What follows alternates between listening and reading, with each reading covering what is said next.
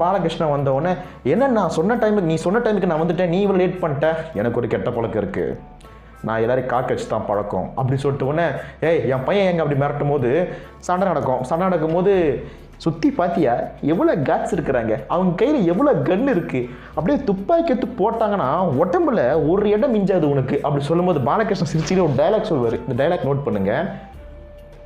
நீ என் இடத்துக்கு வந்திருக்கிறியா, நான் உன் இடத்துக்கு வந்திருக்கிறேன்னா? அதுக்கு வில்லன் சொல்லுவார், நான் தான் உன் இடத்துக்கு வந்திருக்கிறேன். அப்போது யார் பயந்தவன்? டென்ஷன் ஆகிடுவார். டென்ஷன் ஆகிட்ட உடனே அப்படின்னு சண்டை.